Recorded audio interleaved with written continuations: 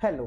देखो, आज के इस वीडियो के अंदर हम डिस्कस करने वाले हैं भारत की संविधान सभा के बारे में, जिसने भारत के लिए एक संविधान बनाया और इसी संविधान के अंदर भारत की सारी विशेषताओं, सारे प्रावधानों, शासन व्यवस्था, भारत की नागरिकता, नागरिकों के मूल अधिकार, भारत के क्षेत्राधिकार सबका वर्णन करा गया है। संविधान ही है जो भारत को भारत बनाता है और विश्व का सबसे बड़ा लोकतंत्र भी बनाता है। अब इस संविधान को बनाने के लिए संविधान सभा कैसे बनी, कौन कौन लोग इसके अंदर शामिल थे, उस टाइम पर क्या क्या सिचुएशंस रही थी, वो सब चीज़ें हम A to Z यहाँ पर इस वीडियो के अंदर डिस्कस करने वाले हैं। तो अगर आप थोड़ा बहुत भी इंटरेस्टेड हो इस वाले टॉपिक के अंदर तो भाई आप इस वीडियो को एंड तक जरूर देखना। देखो, संविधान की शुरुआत होती है साल 1934 में। 1934 में सबसे पहले संविधान सभा का एक विचार रखा जाता है। ये संविधान सभा का विचार जो है वो M.N. रॉय रखते हैं। M.N. रॉय उस टाइम पर भारत के अंदर समाजवादी आंदोलन का संचालन कर रहे थे और उन्हीं आंदोलन के दौरान उन्होंने ये वाला जो प्रावधान, ये संविधान सभा का जो विचार था, ये लोगों के बीच में रखा था। अब M.N. रॉय काफ़ी ज़्यादा प्रभावित व्यक्ति थे, तो भाई लोग इनसे काफ़ी ज़्यादा प्रभावित भी हुए और संविधान सभा के बारे में थोड़ी बहुत वाद विवाद और विचार भी करने लगे। फिर साल आता है 1935। इस साल कांग्रेस पार्टी जो है वो ऑफिशियल डिमांड रखती है सबके सामने, अंग्रेजों के सामने, संविधान सभा बनाने की। फिर 1938 तक कांग्रेस पार्टी संविधान सभा के लिए काम भी करती है और इसके लिए प्रारूप भी तैयार करती है। इसके प्रारूप को तैयार करने का सबसे बड़ा श्रेय उस टाइम पर जाता है जवाहरलाल नेहरू को, जो कि उस टाइम पर फिर से कांग्रेस पार्टी की तरफ से ऑफिशियल डिमांड रखते हैं सबके सामने, अंग्रेजों के सामने। उस टाइम पर जवाहरलाल नेहरू बताते हैं कि भाई संविधान सभा के लिए पूरे भारत के अंदर इलेक्शन करवाए जाएंगे, हर एक एरिया से एक रिप्रेजेंटेटिव चुनकर आएगा और संविधान सभा का भाग बनेगा और यही संविधान सभा मिलकर भारत के लिए संविधान बनाएगी और बाद में भारत की शासन व्यवस्था को इसी संविधान से चलाया भी जाएगा। अब एक टाइप से ये सब चीज़ें अच्छे से चल रही होती है, लोग डिमांड भी कर रहे होते हैं, लेकिन अंग्रेज जो है वो इन डिमांड्स को इतना इंपॉर्टेंस नहीं दे रहे होते हैं, क्योंकि भाई अंग्रेज उस टाइम पर भारत शासन अधिनियम 1935 को लागू करने में ही लगे होते हैं। न्यूट्रल नजरिए से अगर मैं देखूं तो भाई भारत शासन अधिनियम 1935 एक काफ़ी बढ़िया अधिनियम था और इसके अंदर भारत की शासन व्यवस्था को अच्छे से वर्णित भी करा था। मतलब एक अच्छी शासन व्यवस्था उसके अंदर बनाई गई थी।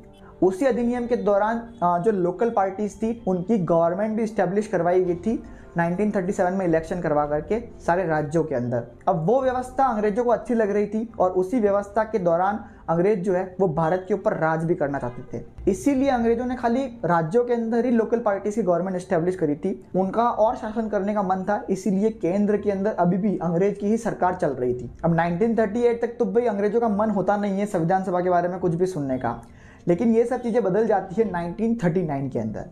1939 एक ऐसा साल होता है जिसके अंदर शुरुआत होती है वर्ल्ड वॉर 2 की, जिसके अंदर ब्रिटेन डायरेक्टली इन्वॉल्व होता है। ब्रिटेन जो है वो बिना पूछे भारत को वर्ल्ड वॉर 2 के अंदर शामिल कर लेता है और यही चीज़ जो है वो यहाँ के लोगों को पसंद नहीं आती। एक तो अंग्रेज भारत के ऊपर बहुत ज़्यादा ही जुल्म ढा रहे थे, वहीं दूसरी तरफ भारत से बिना पूछे ही वो डायरेक्ट हमको वर्ल्ड वॉर 2 के अंदर शामिल कर लेते हैं, जबकि हमारी मर्जी भी नहीं होती वर्ल्ड वॉर 2 लड़ने की। इसीलिए यहाँ की लोकल पार्टीज जो थी, जो कि उस टाइम पर अपनी डिमांड्स वगैरह कर रही थी, वो सब अंग्रेजों से काफी ज्यादा नाराज हो जाते हैं और अंग्रेजों का बहिष्कार करना शुरू कर देता है। कांग्रेस पार्टी ये बहिष्कार के अंदर एक अहम भूमिका निभाती है। उस टाइम पर कांग्रेस की गवर्नमेंट जो थी, जो कि 1935 अधिनियम से बनाई गई थी बहुत सारे राज्यों में, उन सब गवर्नमेंट के पदों, उन सब गवर्नमेंट से कांग्रेस जो है वो इस्तीफा दे देती है और भारत की शासन व्यवस्था को एकदम ढा देती है, बर्बाद कर देती है एक टाइप से। कुल मिला के कहे तो भाई अंग्रेजों का सपोर्ट करना, अंग्रेजों के काम में मदद करना बंद कर देती है, जिससे अंग्रेज जो है वो विचलित हो जाते हैं, क्योंकि भाई एक टाइप से वो वर्ल्ड वॉर 2 के अंदर बहुत प्रॉब्लम फेस कर रहे थे और दूसरी तरफ उनका सबसे बड़ा उपनिवेश जो है भारत, वो उनका सपोर्ट नहीं कर रहा।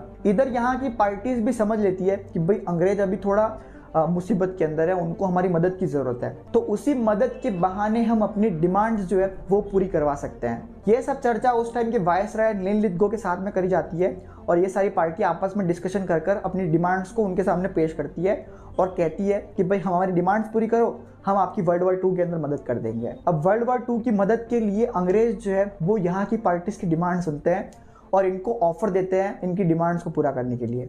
सबसे पहला ऑफर आता है 1940 के अंदर, जो कि होता है अगस्त ऑफर। अगस्त ऑफर के अंदर प्रोविजन होते हैं यहाँ की पार्टीज की डिमांड पूरा करने के लिए। यहाँ की पार्टीज डिमांड कर रही थी कि भाई यहाँ भारत को आज़ाद कर दिया जाए, तो भाई अगस्त ऑफर जो है वो भारत को डोमिनियन स्टेट के तौर पर रिलीज करने के लिए एक प्रोविजन बनाता है।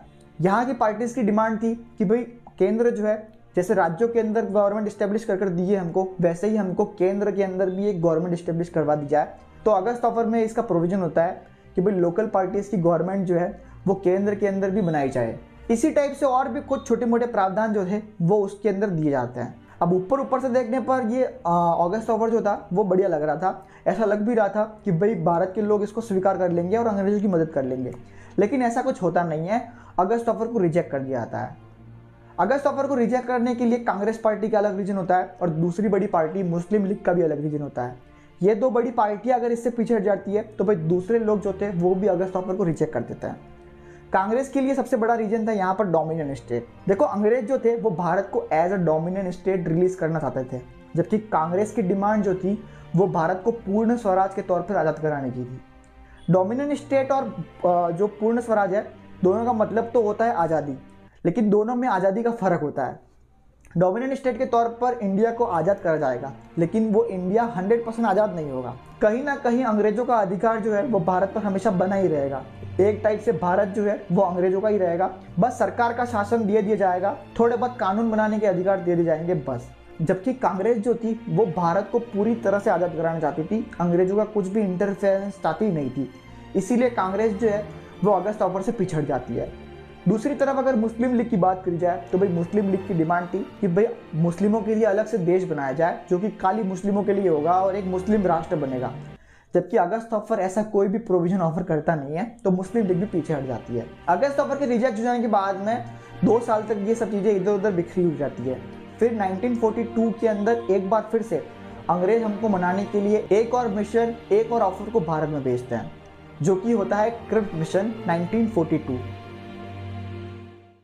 क्रिप्स मिशन जो है वो एक सदस्य आयोग होता है। इसके अंदर स्टेफोर्ड क्रिप्स नाम करके एक अधिकारी भारत के अंदर आते हैं और यहाँ की पार्टीज की डिमांड को सुन करके अलग अलग ऑफर्स फिर से प्रोवाइड करते हैं। इसके अंदर फिर से आज़ादी के लिए डिमांड होती है तो भाई उनका प्रोविजन होता है डोमिनियन स्टेट वाला। संविधान सभा की मांग होती है तो भाई पहली बार क्रिप्स मिशन के अंदर संविधान सभा के लिए ऑफिशियल बात जो है वो भी कही जाती है, ऑफिशियल प्रोविजन जो है वो भी क्रिप्स मिशन में अंग्रेजों द्वारा दिया जाता है। अगर कभी क्वेश्चन आ जाए कि भाई सबसे पहले अंग्रेजों ने संविधान सभा के लिए कब माना, तो भाई उसका उत्तर 1942 क्रिप्स मिशन ही होगा। और अगर किसी अधिकारी का नाम पूछे तो भाई स्टेफोर्ड क्रिप्स बताना है आपको। बाकी गवर्नमेंट बनाने के प्रावधान और छोटे मोटे और दूसरे प्रावधान थे वो भी इसके अंदर बताए जाते हैं और डिमांड्स जो है उनको थोड़ा थोड़ा पूरा करा जाता है। अब क्रिप्स मिशन अगस्त ऑफर से बेटर होने के बावजूद भी फिर से इंडिया से रिजेक्ट हो जाता है। महात्मा गांधी क्रिप्स मिशन को बोलते हैं कि भाई ये एक पोस्ट डेट चेक है, इसको आने में बहुत ज़्यादा देरी हो गई है, हमको इसकी ज़रूरत ही नहीं है। वहीं अगर कांग्रेस की बात करी जाए तो भाई कांग्रेस का वही मुद्दा पूर्ण स्वराज वाला जो कि क्रिप्स मिशन ऑफर कर नहीं रहा था, डोमिनियन स्टेट की बात कर रहा था, तो भाई कांग्रेस फिर से पीछे हट जाती है। मुस्लिम लीग का भी वही फंडा होता है, पाकिस्तान की डिमांड कर रहे थे, पाकिस्तान की कोई बात ही नहीं होती, इसलिए वो भी पीछे हट जाता है। तो क्रिप्स मिशन जो है वो भी चला जाता है। फिर 3 साल तक 1942 के बाद से लेकर 1945 तक इंडिया के अंदर संविधान की कोई भी बात नहीं होती। क्यों नहीं होती? क्योंकि भाई उस टाइम पर शुरुआत होती है क्विट इंडिया मूवमेंट की। देखो, उस टाइम पर जापान जो है वो ब्रिटेन की लगभग जितनी भी कॉलोनीज थी उन सब पर अटैक कर रहा होता है वर्ल्ड वॉर 2 के कारण। अब पूर्वी एशिया के अंदर जितनी भी कॉलोनीज थी उन सबको तो भाई जापान अटैक करके कॉन्कर कर लेता है। अब अगली बारी जो होती है वो इंडिया की होती है। अब जापान के आक्रमण करने की बात महात्मा गांधी को पता चलती है तो भाई महात्मा गांधी उसके पीछे सबसे बड़ा रीजन अंग्रेजों को मानते हैं। अब जापान के आक्रमण के डर से ही अंग्रेजों को भगाने के लिए इंडिया में शुरुआत होती है क्विट इंडिया मूवमेंट की, जो कि अगस्त 1942 में शुरू होता है। इस मूवमेंट के दौरान सभी नेता जो है उनको कैद कर लिया जाता है, जेलों में डाल दिया जाता है अंग्रेजों के द्वारा। आंदोलन को दबाने के लिए अंग्रेज जो है वो भारत के लोगों पर डायरेक्ट अटैक करते हैं, सबसे ब्रूटल आंदोलन इसको बना देते हैं। इसीलिए 3 सालों तक संविधान की बात तो कहीं पर भी नहीं होती। फिर साल आता है 1945। इस साल ब्रिटेन जो है वो वर्ल्ड वॉर 2 जीत जाता है और वर्ल्ड वॉर 2 की समाप्ति होती है। लेकिन हालात जो है वो ब्रिटेन के लिए अच्छे नहीं होते। ब्रिटेन को इस बार बहुत ज़्यादा नुकसान होता है और इसी नुकसान के चक्कर में ब्रिटेन की जो जनता वगैरह होती है, वहाँ के लोग होते हैं, वो ब्रिटेन की सरकार से बहुत ज़्यादा नाराज़ हो जाते हैं। इसीलिए उस टाइम पर जो उनकी सरकार थी, जिसके प्रधानमंत्री चर्चिल थे, उनकी सरकार जो शासन से हट जाती है, उनकी सरकार गिर जाती है। चर्चिल जो थे वो इंडिया के लिए एक नेगेटिव माइंडसेट के आदमी थे, इसीलिए वो इंडिया को रिलीज़ करना ही चाहते नहीं थे और हमको जो ऑफ़र प्रोवाइड कर रहे थे वो एकदम थके हारे ही प्रोवाइड कर रहे थे। आपने अगस्त ऑफर और क्रिप्स मिशन को देखा होगा। अब पुरानी सरकार चली जाती है तो भाई ब्रिटेन के अंदर आती है नई सरकार, जो कि होती है लेबर पार्टी की। लेबर पार्टी के नए पीएम बनते हैं क्लीमेंट एटली। क्लेमेंट एटली जो थे वो भारत के लिए एक अच्छे माइंडसेट वाले आदमी थे। वो भारत के लोगों के बारे में सोचते थे, यहाँ के लोगों की स्वतंत्रता के बारे में बात करते थे। इसीलिए उन्होंने आते ही फैसला करा कि भाई वो भारत को अब पूरी तरह से आज़ाद कर देंगे। उनके इस फैसले के पीछे बड़ा कारण ये भी था कि भाई वर्ल्ड वाइड भी ब्रिटेन के ऊपर प्रेशर आ रहा था इंडिया को रिलीज़ करने का। अमेरिका जो था वो भी डिमांड कर रहा था इंडिया को रिलीज़ करा जाए, बाकी उस टाइम पर दूसरी बड़ी पावर्स जो थी वो भी डिमांड कर रही थी इंडिया को रिलीज़ करने के लिए। अब भारत को आज़ाद करने के लिए वो धीरे धीरे प्रावधान बनाना स्टार्ट कर देते हैं, जिसमें सबसे पहला प्रावधान होता है कैबिनेट मिशन। कैबिनेट मिशन का टारगेट होता है भारत के लिए संविधान सभा का निर्माण करना।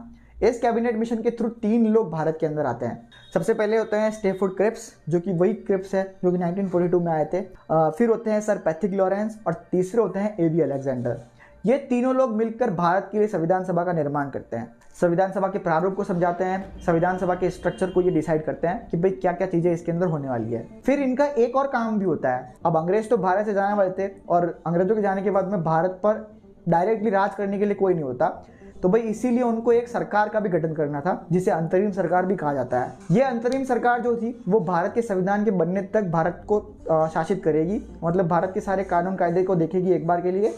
और जब भारत का संविधान बन जाएगा तो भाई ये अंतरिम सरकार जो है वो हट जाएगी और नई सरकार संविधान के थ्रू आ जाएगी। अब सबसे पहले अंतरिम सरकार का भारत के अंदर गठन करा जाता है 2 सितंबर 1946 को।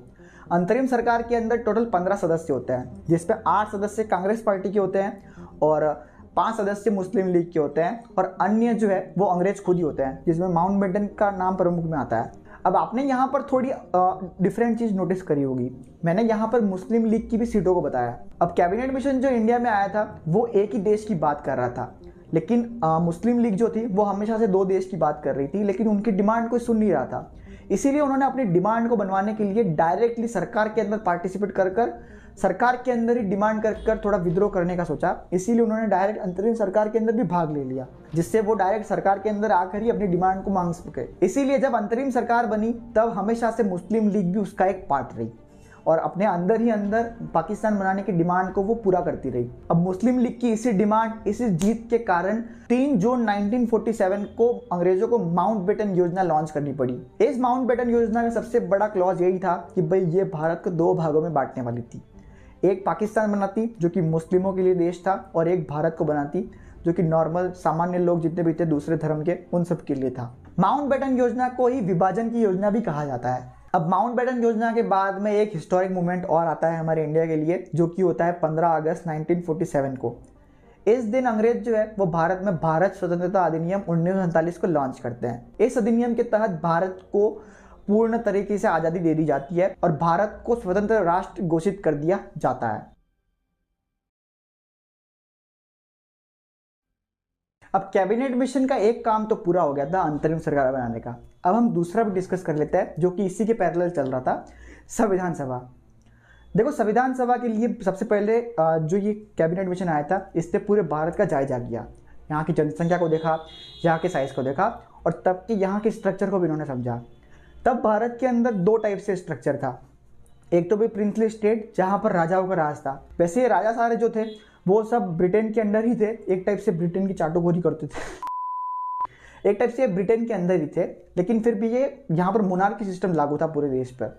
और दूसरा पार्ट था यहाँ पर ब्रिटिश इंडिया, जहाँ पर टोटल 11 राज्य थे और 4 चीफ कमिश्नर स्टेट हुआ करते थे उस टाइम पर। अब पूरे एरिया का जजमेंट लेने के बाद में यहाँ पर इन्होंने टोटल 389 सीट्स का नंबर डिसाइड करा। उन्होंने कहा कि भाई संविधान सभा बनेगी तो भाई टोटल 389 सीट्स के ऊपर 389 मेंबर्स को यहाँ पर चुनकर लाया जाएगा। टोटल जनसंख्या के हिसाब से अगर मेंबर्स का रेशो निकाला जाए तो हर 10 लाख के ऊपर एक रिप्रेजेंटेटिव जो है वो संविधान सभा के अंदर चुनकर आएगा। 389 सीट्स को भी यहाँ पर 2 भागों में डिवाइड करा। 93 सीट्स जो थी वो प्रिंसली स्टेट के लिए यहाँ पर उन्होंने अलाउट करी और 296 सीट जो थी वो ब्रिटिश इंडिया के लिए उन्होंने अलाउट करी। अब दोनों ही टाइप की सीट पर मेंबर्स का कैसे चयन होने वाला है वो भी उन्होंने बता दिया। प्रिंसली स्टेट के लिए मेंबर्स के लिए उन्होंने नॉमिनेशन वाला प्रोविजन दिया, यानी कि वहाँ की जो राजा होंगे वो अपने राज्य से एक व्यक्ति को चुनकर संविधान सभा के लिए भेजेंगे, जो कि डायरेक्ट नॉमिनेशन से होगा, जनता का उसके अंदर कोई भी पार्ट नहीं होगा। अब ये तो बात हो गई प्रिंसली स्टेट्स के लिए। अब ब्रिटिश इंडिया की बात करें तो ब्रिटिश इंडिया के लिए जो मेंबर्स आने थे वो इनडायरेक्ट इलेक्शन की मदद से आने थे। ब्रिटिश इंडिया में उस टाइम पर 11 राज्य थे और उन 11 राज्यों के अंदर भारत शासन अधिनियम 1935 के तहत लोकल पार्टीज की गवर्नमेंट थी और उनकी अलग अलग असेंबलीज हर राज्य के लिए बनी हुई थी। वो सारी असेंबलीज ही अपने अपने एरिया के हिसाब से रिप्रेजेंटेटिव को चुनेगी इनडायरेक्ट इलेक्शन की मदद से, और बाद में उन सभी मेंबर्स को कॉन्स्टिट्यूएंट असेंबली के अंदर भेजा जाएगा। अब कांग्रेस की पहले डिमांड थी कि भाई डायरेक्ट इलेक्शन करवाया जाए, यानी कि लोग खुद संविधान सभा के लिए वोट करें और अपने रिप्रेजेंटेटिव को चुने। लेकिन ऐसा जो कैबिनेट मिशन है वो नहीं होने देता, क्योंकि भाई उस टाइम पर पैसे की भी प्रॉब्लम थी और साथ ही में सिचुएशंस भी उस टाइम पर इतनी कुछ ठीक नहीं थी। भारत में सांप्रदायिक दंगे वगैरह भी भड़क कर रखे हुए थे, तो भाई वोटिंग करवाना उस टाइम पर पॉसिबल था नहीं। इसीलिए उन्होंने इनडायरेक्ट इलेक्शन की मदद से ही संविधान सभा का निर्वाचन करा। अब 296 सीट्स जो है इनको भी दो भाग में डिवाइड करके रखा हुआ है। एक तो भाई जितने स्टेट्स हैं उनके लिए 292 सीट्स अलॉट करी हुई थी, और 4 चीफ कमिश्नर स्टेट्स थे, दिल्ली, अजमेर, बलूचिस्तान और कुर्ग। इन 4 स्टेट्स के लिए पर्टिकुलर में एक एक सीट अलॉट कर रखी हुई थी। अब संविधान सभा के लिए भाई चुनाव जो थे वो इनडायरेक्ट हुए, तो भाई इसीलिए बहुत सारे लोग इनका विरोध भी करने लगे। लोग कहने लगे कि भाई आप लोकतंत्र का निर्माण कर रहे हो और लोगों को ही इसमें पार्टिसिपेंट नहीं दे रहे हो, तो भाई किस टाइप का लोकतंत्र ये हुआ। तो इसीलिए इस संविधान को लोकतांत्रिक बनाने के लिए इसमें आरक्षण के भी प्रावधान करे गए। मुस्लिमों के लिए यहाँ पर 78 सीट्स को रिजर्व करा गया, यानी कि उन सीट पर खाली मुस्लिम कैंडिडेट ही पार्टिसिपेट कर सकता है। सिखों के लिए यहाँ पर 4 सीटें रिजर्व करी गई और 210 सीटों को यहाँ पर जनरल सीट्स कहा गया। अब संविधान सभा के इस प्रारूप के तैयार हो जाने के बाद में जुलाई अगस्त 1946 के अंदर इसके लिए इनडायरेक्ट इलेक्शन करवाए गए और राज्यों के अंदर इसके नॉमिनेशन करवाए गए, और बाद में इन सबसे मेंबर्स को इलेक्ट कर लाया गया और संविधान सभा का निर्माण करा गया। अब चुनाव जब हुए तो भाई चुनाव हो जाने के बाद में यहाँ पर पार्टीज जो थी उनको अलग अलग सीट्स मिली।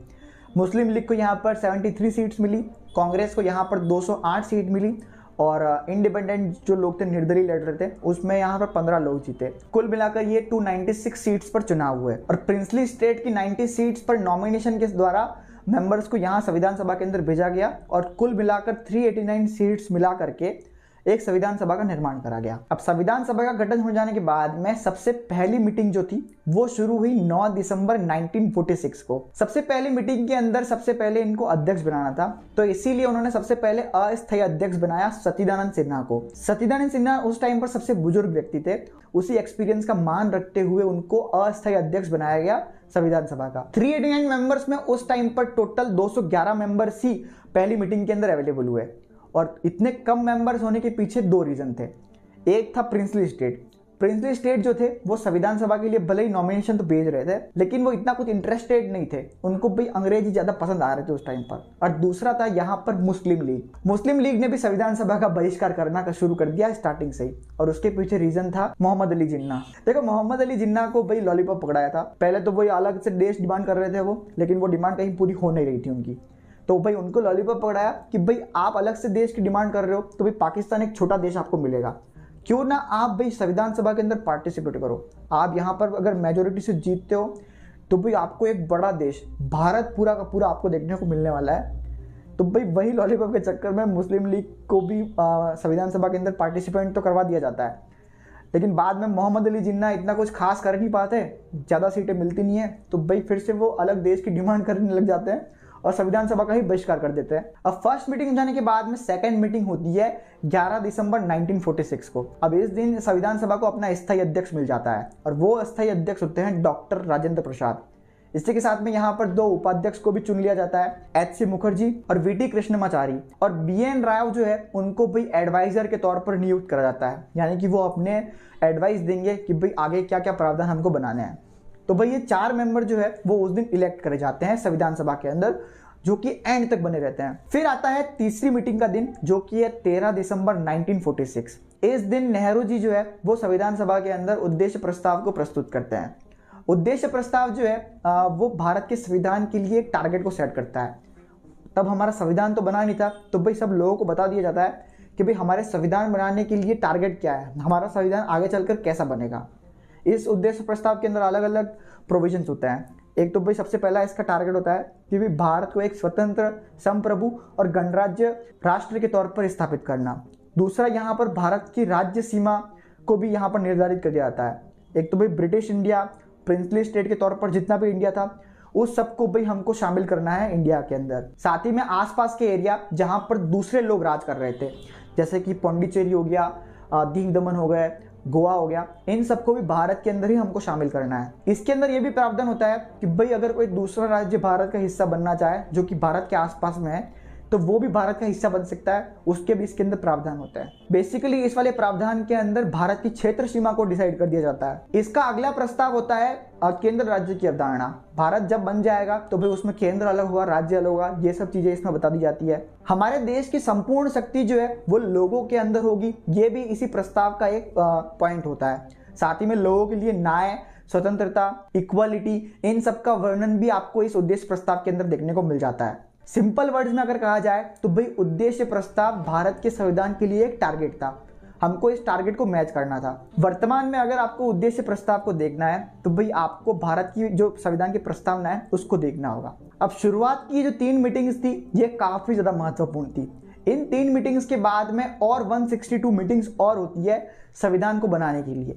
26 जनवरी 1950 तक कुल मिलाकर संविधान बनाने के लिए 12 सेशंस होते हैं। ये 12 सेशन बहुत ही बड़े बड़े होते हैं, महीनों और सालों तक ये सेशंस जो है वो चलते हैं और इसमें संविधान के प्रावधानों को निर्धारित किया जाता है। 11वां सेशन जो है वो 26 नवंबर 1949 को खत्म होता है। 11वें सेशन तक ही हमारे संविधान को 3 बार पठित कर दिया जाता है, यानी कि 3 बार सब लोगों के सामने उसको सुना दिया जाता है और इन तीनों बार में ही सब लोग इसके ऊपर राजी भी जाते हैं। अब 1947 के अंदर भी हमारा इंडिया जो है वो 2 भाग में डिवाइड हो गया था, तो इसीलिए संविधान सभा जो थी उसके भी मेंबर्स की संख्या कम हो गई थी, क्योंकि भाई बाकी के लोग जो थे वो सारे पाकिस्तान के अंदर चले गए थे। इसलिए शुरुआत में हमारी संविधान सभा के सदस्य जो थे वो 389 थे, लेकिन जब हमारा बंटवारा हो गया तब हमारे संविधान सभा के सदस्यों की संख्या 299 ही बची थी। 90 सदस्य जो थे वो हमसे अलग हो गए थे। 11वें सेशन के अंत में जब संविधान को एकदम मंजूरी दी जाती है तब यहाँ पर 284 मेंबर्स जो थे संविधान सभा के, टोटल 299 में से 284 मेंबर्स जो थे वो साइन करते हैं और संविधान को प्रस्तावित कर देते हैं। 26 नवंबर तक अगर देखा जाए तो भाई संविधान के लिए टोटल 11 सेशन ही होते हैं, लेकिन 26 नवंबर को पूरी तरह से संविधान को लागू नहीं करा जाता, खाली 15 अनुच्छेद जो थे उन्हीं को लागू करा जाता है। इसीलिए भाई एक सेशन और कराया जाता है और इस सेशन का अंत होता है 24 जनवरी 1950 को। इसको 12वां सेशन भी बोला जाता है। अब यहाँ पर थोड़े बहुत वो क्वेश्चंस वगैरह बनते हैं, थोड़े ट्रिक वाले। अगर ऐसा पूछा जाए कि भाई संविधान के लागू होने तक इंडिया के अंदर संविधान के लिए कितने सेशन हुए थे, तो भाई आपको 11 आंसर देना है। अगर पूछा जाए कि भाई संविधान को पूरी तरह से लागू करने में या फिर संविधान के लिए टोटल कितने सेशन हुए थे, तो भाई आपको आंसर देना है 12, क्योंकि भाई संविधान लागू जो है वो 26 नवंबर 1949 को ही हो गया था इंडिया के अंदर, लेकिन पूरी तरह से लागू करने में इसको और टाइम लगता है। 24 जनवरी 1950 तक इसका 12वां सेशन एंड होता है। एंड होते होते यहाँ पर हम बहुत सारी चीज़ों को डिसाइड कर लेते हैं। हमारे लिए यहाँ पर राष्ट्रपति जो है हमारे पहले, उनका इलेक्शन हो जाता है या फिर उनको नियुक्त कर दिया जाता है, जो कि होता है डॉक्टर राजेंद्र प्रसाद। इसी दिन हमारा नेशनल एंथम जो है उसको भी डिसाइड कर दिया जाता है, जन गण मन। 24 जनवरी को सेशन एंड हो जाने के बाद में 26 जनवरी 1950 को हमारे संविधान को पूरी तरह से भारत के अंदर लागू कर दिया जाता है। अब इस बीच ना कुछ और घटनाएं भी हुई थी जो कि मैं आपको बताता हूँ। देखो, हमने पहले थोड़ी देर पहले ही, अगर आप ये वीडियो पूरा देख रहे हो तो भाई इसमें अंतरिम सरकार की भी बात करी थी। पहले अंतरिम सरकार जो थी वो उन्होंने थोड़ी अलग से बनाई थी, लेकिन 1947 में इंडिया के आज़ाद हो जाने के बाद में अंतरिम सरकार का काम जो है वो ये संविधान सभा को सौंप दिया जाता है। संविधान सभा जो है वो 2 काम करने लग जाती है उसके बाद में, जब भारत आजाद होता है। एक तो संविधान बनाना और दूसरा भारत की सरकार को भी चलाना एज अ अंतरिम सरकार। अब संविधान सभा के जो भी काम हो रहे थे उस टाइम पर संविधान के लिए अध्यक्ष होते हैं राजेंद्र प्रसाद, लेकिन अगर सरकार की बात करी जाए तो भाई भारत में सरकारी कामों के लिए जो अध्यक्ष होते हैं, सरकार चलाने के लिए जो अध्यक्ष होते हैं, वो संविधान सभा के अंदर बनाए जाते हैं जीवी मावलंकर। 26 जनवरी 1950 को संविधान सभा का काम तो खत्म हो जाता है, क्योंकि भाई तब तक संविधान को भारत के अंदर लॉन्च कर दिया जाता है। लेकिन अंतरिम सरकार के तौर पर जो संविधान सभा है वो 1952 तक काम करती है, क्योंकि भाई 1950 में खाली संविधान लागू हुआ होता है, उसके प्रावधान कैसे आगे फॉलो करने हैं, कैसे भाई सरकारें स्थापित करनी है, वो सब करने में हमको 2 साल और लगते हैं। 1952 के अंदर हमारे पहले असेंबली इलेक्शंस होते हैं। राज्यों के अंदर भी सरकारें बनाई जाती है, केंद्र के अंदर भी सरकारें बनाई जाती है हमारी। तब तक संविधान सभा जो है वो एज अ अंतरिम सरकार काम करती है और भारत की शासन व्यवस्था को चलाती है।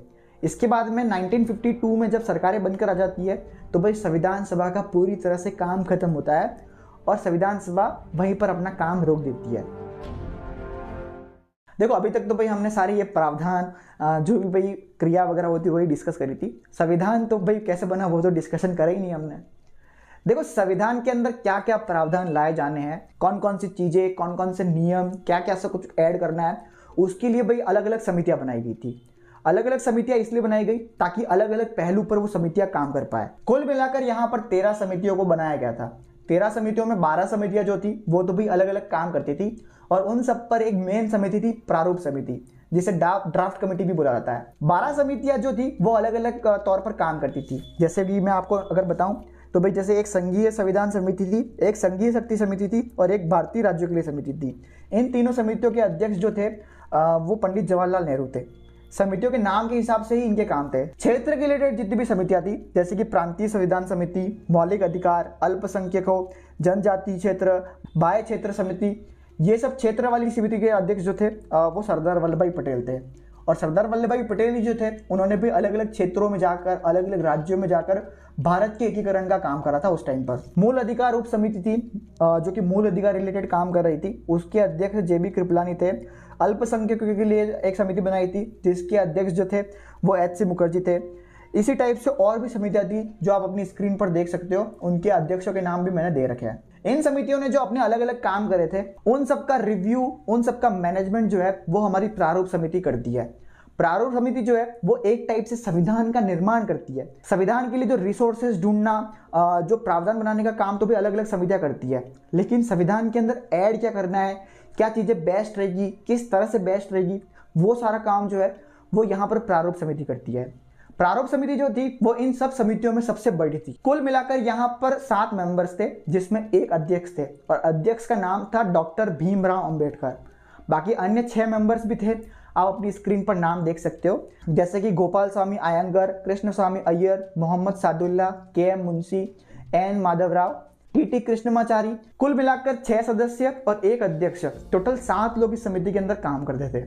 इस समिति का काम जैसे कि मैंने आपको बताया, दूसरी समितियों द्वारा किए गए रिसर्चेस, नए नए प्रावधान को जो बनाया था उन्होंने, उन सबको भारत के संविधान में कैसे, किस तरह से ऐड करना है, ये सब इनका काम था। एक टाइप से संविधान को बनाने का काम जो था वो भाई इन्हीं ने करा था, इसीलिए संविधान का जनक एक टाइप से डॉक्टर भीमराव अंबेडकर को ही माना जाता है। भारत के संविधान को बनाने के लिए टोटल 60 देशों के संविधानों को पढ़ा गया था, समझा गया था, और बाद में जो भारत के लिए सबसे महत्वपूर्ण चीजें थी, जो भारत के लिए अच्छी थी, उन सबको एक्सेप्ट करा गया था। अब भारत के संविधान के बहुत बड़े बड़े स्रोत हैं, उनको भाई किसी और वीडियो के अंदर हम डिस्कस करेंगे। ये वीडियो ऑलरेडी शूटिंग के टाइम पे तो 50 मिनट का हो चुका है, एडिटिंग पे कितना मेरे को पता नहीं है, आप बताना कमेंट करके। अब जब संविधान हमारा बन रहा था तो भाई संविधान के बनने के दौरान इसके टोटल 3 पाठन करे गए। प्रारूप समिति जो थी वो इसका एकदम प्रारूप तैयार करती थी और लोगों को एक टाइम से सुनाती थी। अब इन 3 पाठनों के दौरान संविधान के अंदर टोटल 7000 संशोधन करने की मांग करी गई, लेकिन 7000 को पूरे को एक्सेप्ट नहीं करा गया, खाली इसके अंदर 2500